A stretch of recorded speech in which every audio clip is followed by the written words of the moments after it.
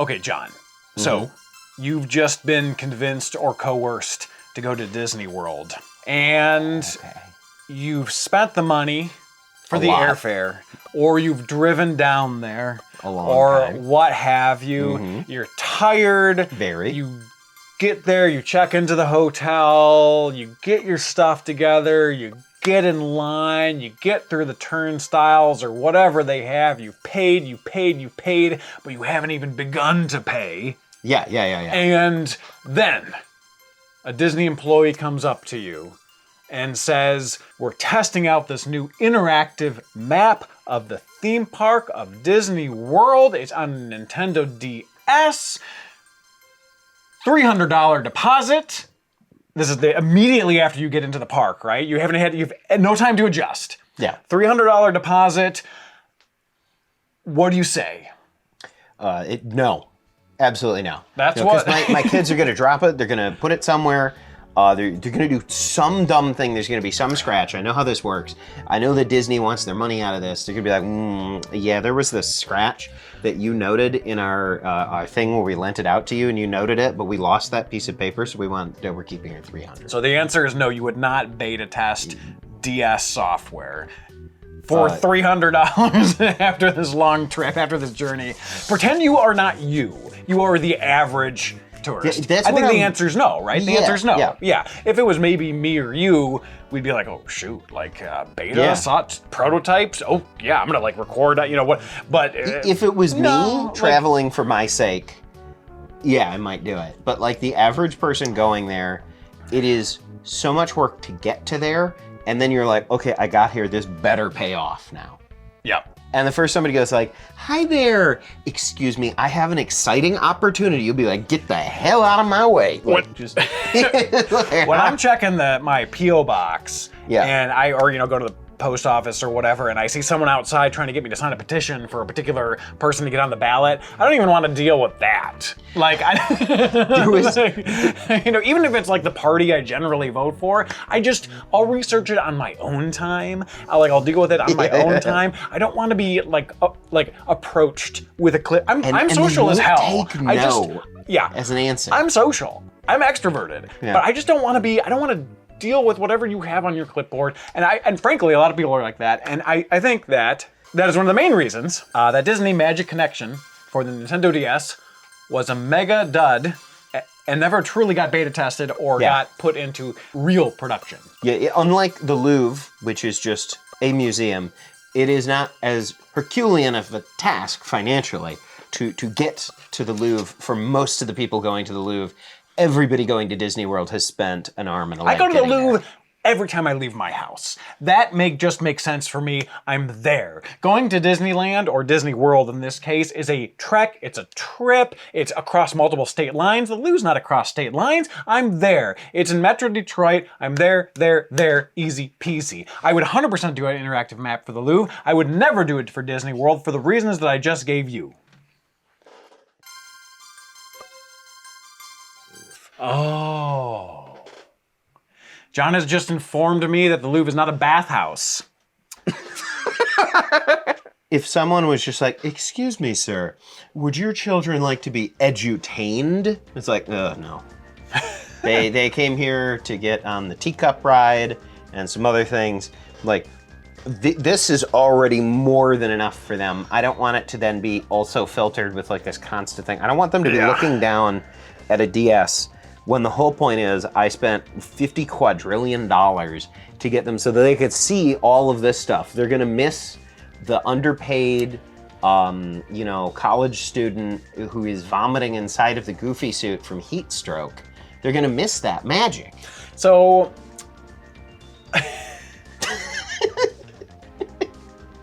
I guess that brings us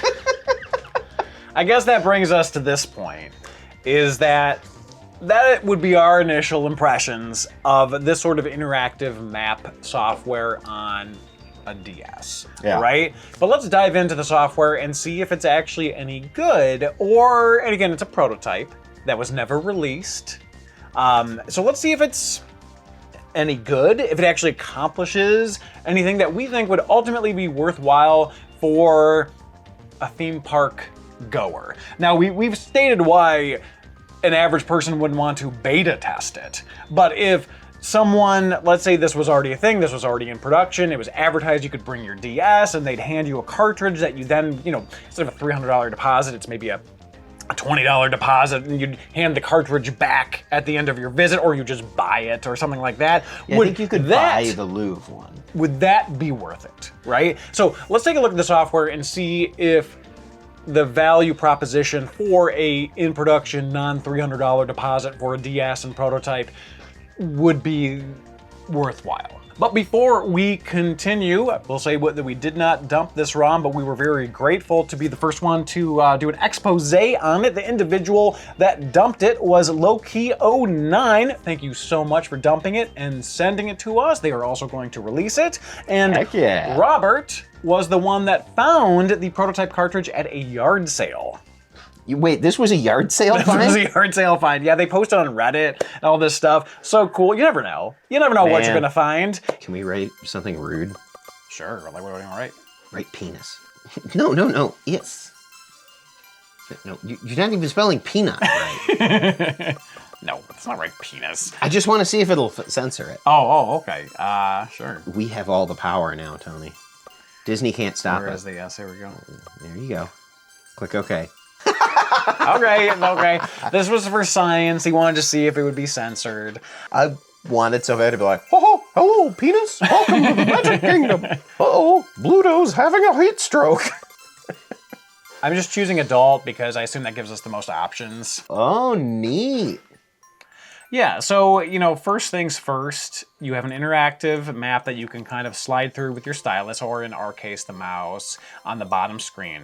On the top screen, you have where you are, like the full map, and then where you are, the little like red square that it has here, obviously. There's different things that you can click on. Main Street Bakery, Casey's Corner, phone.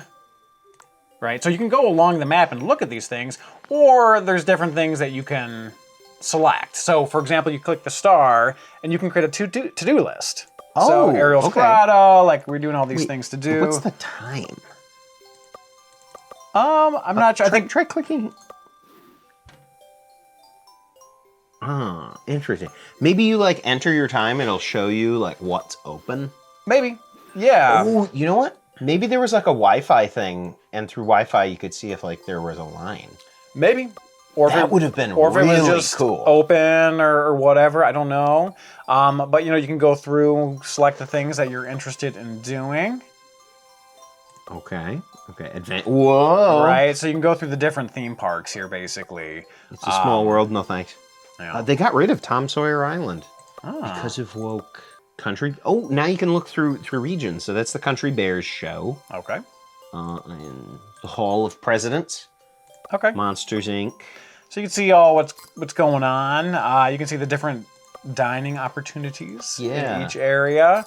Guest services, ATM, baby care. I mean, honestly, there's been many places where when I've had younger kids, where I'm like, where's the family bathroom? Where's the changing table? Like this would actually be nice. convenient. Wait, all the way down.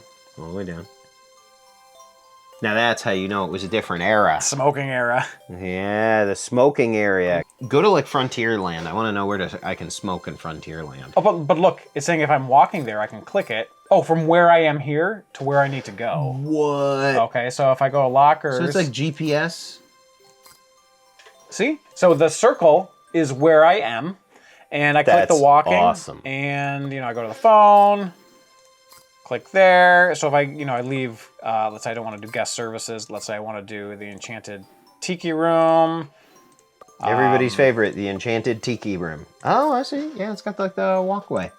Yeah, so it shows you how to do it. So I think we're kind of understanding this as we go a little bit here, but you get the idea. And so then it charts a path for you right here. So I mean that's a little bit nicer than like a map.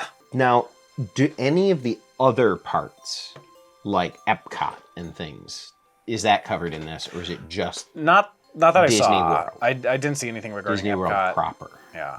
So you can check off things that you've done. So if you click on the Mickey Mouse ears, we got the different shows now playing. All the characters. Let's see, you want to see a specific character, what show they're My in? favorite, Abby Mallard. I like how you click on Aladdin and it just says Aladdin. Oh, you know what? Maybe it tracked where they were at the time. Oh yeah, this is probably true. So it probably would track where the characters were via, Wi-Fi or whatever. My ex-girlfriend's Jiminy Cricket right now. Stalker, stalker. And then we got the trivia. Interesting. How many people are playing? Let's just say entire group, because that's just one. Okay, touchscreen to continue. Okay. The Little Mermaid, who is King Triton's court composer? Say Scuttle, I think. Incorrect. I'm gonna say Sebastian. Sebastian. Okay. Zill's father, Maurice, invent in Beauty and the Beast. Shoeshine? Wood chopping. Damn it. Who's the first Disney character to appear in newspaper comic strips? I'm saying Mickey. Correct. I was about to say Donald. All right, 5 out of 10.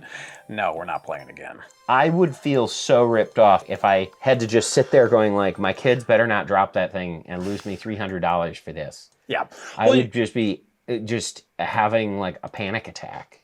Does it add value? Well, nowadays you can have all this stuff on your cell phone, and they probably do. I'm sure they have apps of like what's going on right now. I haven't been to Disney World since like 1988 or 1987. Nowadays, would this be worth it? No, of course not. Like, would you have your Nintendo Switch, let's say, walking around in the theme park? It's an extra thing to carry, isn't that? When you already just Somebody carry could your steal phones. it. But back in like 2000, what is the 6, 7-ish, when they were messing around with this, like smartphones were less prevalent, they were less reliable in that capacity. So would this have been a worthwhile feature, or would a map that just had showtimes on the side been good enough? I think whether or not this was worth it would have been entirely dependent on price and people's willingness to bring an additional trinket with them on their trip. Yeah, you would already... Well, they were lending you a DS, right? In this case for beta this, testing, yes. but But theoretically, if it was in production, you would bring your own DS and... Right, because they wouldn't just have like a million DSs. It'd be like, if you want to also have this feature, we've created this program, bring your Nintendo DS. They were super prevalent at the time. Every kid had one. Then assuming you would either rent or purchase the cartridge. Yeah.